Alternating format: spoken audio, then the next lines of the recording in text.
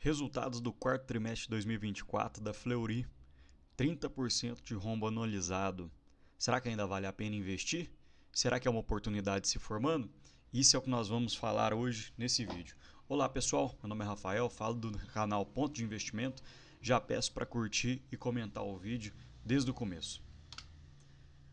Aviso de sempre, conteúdo puramente educacional e informativo, nada disso é recomendação de investimento, até porque nem tem essa empresa na minha carteira. Vamos lá.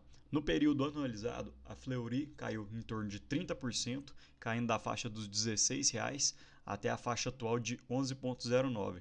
Realmente foi um rombo para os acionistas da empresa.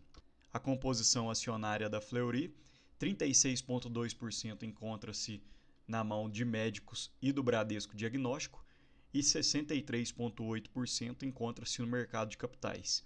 Um total de ações de 547 milhões. Aqui uma visão geral da empresa, alguns negócios, alguns braços da Fleury, tanto empresa para pessoa como empresa para empresa. Quem quiser pode dar um pause para dar uma verificada. A gente percebe que realmente a Fleury está fazendo um bom trabalho, tem diversificado, tem pulverizado seus negócios e eles atuam nessa questão de diagnósticos em todos os sentidos, tanto na prevenção, atenção primária, atenção secundária, que seriam especialidades, e na atenção terciária, onde você vai fazer procedimentos mais aprofundados. A Fleury também tem algumas outras iniciativas, tanto em plataforma quanto em joint venture. Aqui a Fleury destaca que diversificou suas fontes de receita ao longo do tempo. A gente percebe um CAGR de 14,2% ao ano, de 2012 até 2024. Realmente um trabalho excepcional, o crescimento dos lucros em 14% é algo muito interessante. E a Fleury vem fazendo um trabalho muito interessante na diversificação. Perceba que de 2014 até 2017, 50% do resultado vinha da marca Fleury, atualmente apenas 25% do resultado. Mesmo crescendo seu lucro, crescendo sua receita, diminuiu o percentual da marca Fleury. Então, se você tiver um certo rombo na própria marca, a empresa não vai sentir tanto. E a gente vê também um bom trabalho no B2B, que seria business to business, empresa para empresa, aumentando bastante o lucro e a receita.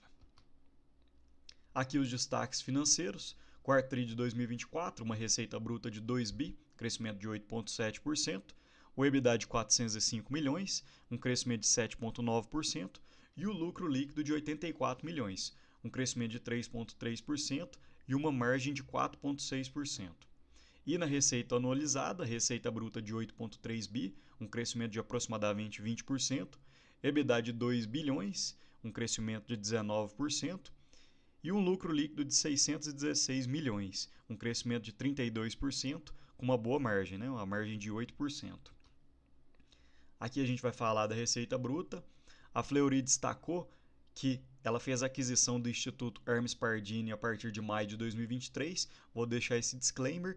Em todos os slides que vocês verem esse proforma, significa que a Fleury adicionou a parte financeira da Hermes Pardini para fins de comparação. Essa adição é muito importante porque já que a Fleury está com essa marca atual, é importante você verificar nessa ótica anualizada para ver se foi um bom negócio, para ver se valeu a pena ou não. Porque se a Fleury tivesse colocado apenas o que ela gerou de resultado em 2023, essa margem estaria maquiada, estaria uma margem bem menor e o crescimento muito maior, correto? Então a gente viu uma margem da receita bruta de 7,4%, um crescimento muito expressivo, né, para 8,3 bi. Business to business, que seria de empresa para empresa, 9,7%. Apesar do impacto na saída de contrato de hospitais, foi compensado pela boa performance de laboratório para laboratório. O lucro bruto, um aumento de 10,7%. E é interessante verificar esse aumento na margem, né? Essa margem de lucro é interessante que a Fleury aumente, porque está contendo os gastos. Lucro bruto de 2,1 bi na ótica anualizada e no quarto TRI de 2024, 453 milhões, 13,2% a mais.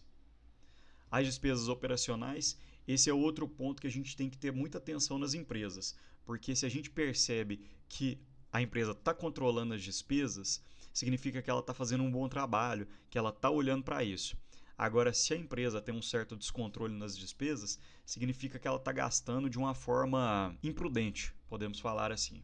As despesas operacionais, de TRI para TRI houve um aumento de 17,5%, porém, na ótica anualizada, a gente percebe que a despesa aumentou apenas 2,5%, que foi abaixo da inflação. Algo muito interessante, né, pessoal?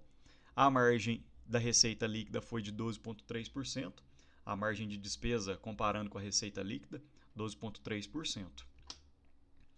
Lucro líquido de aumento de 32% e um aumento na margem também, quando a gente compara a margem da receita líquida pelo lucro líquido de 8%.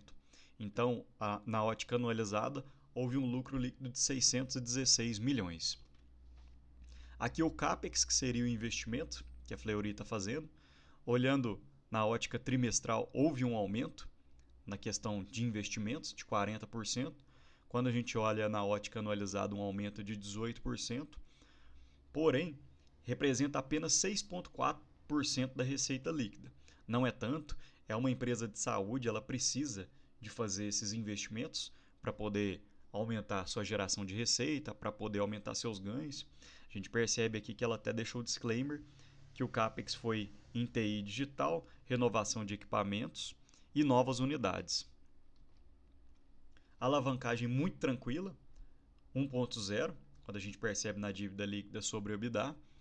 Esse covenant seria o que o contrato permite que a Fleury mantenha de alavancagem. Você percebe que está bem abaixo dos 3,0 que a Fleury poderia chegar. Quando a gente olha na ótica trimestral, não houve alteração, alavancagem de 1,0. Realmente a Fleury tem feito um bom trabalho aqui. Não tem aumentado, tem mantido suas despesas muito controladas, sua alavancagem muito boa. E a posição de caixa e o cronograma de amortização. Cronograma médio da dívida de 3,9 anos. De 2025 e 2026 a Fleury não vai ter que desembolsar muito para quitar a dívida. Em 2027 e 2028 vai ter um certo desembolso, porém a gente percebe que a Fleury tem feito um bom trabalho, o caixa está bem reforçado, então provavelmente não vai ter muitas despesas, não vai impactar tanto os dividendos dos acionistas. Aqui um trecho que eu tirei da minha planilha pessoal da Fleury.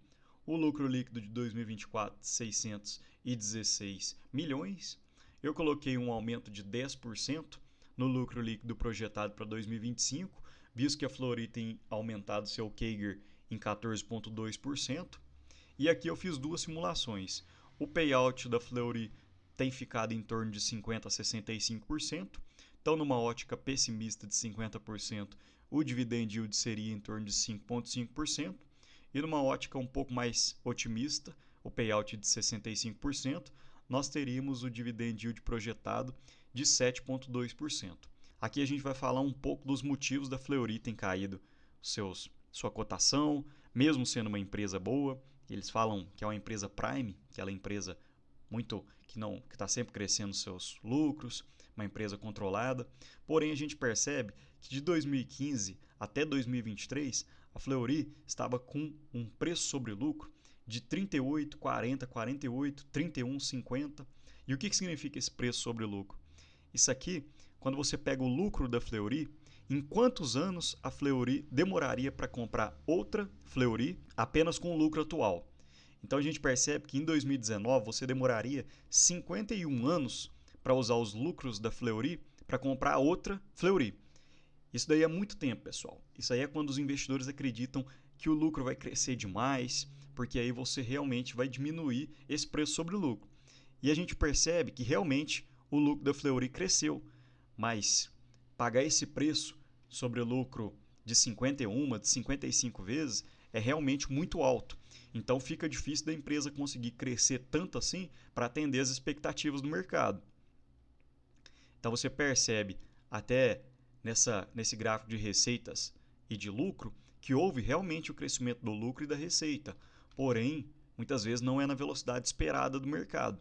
Até pelo gráfico de preço sobre valor patrimonial, em 2017, 2019, esse valor estava muito alto, em torno de 9 vezes.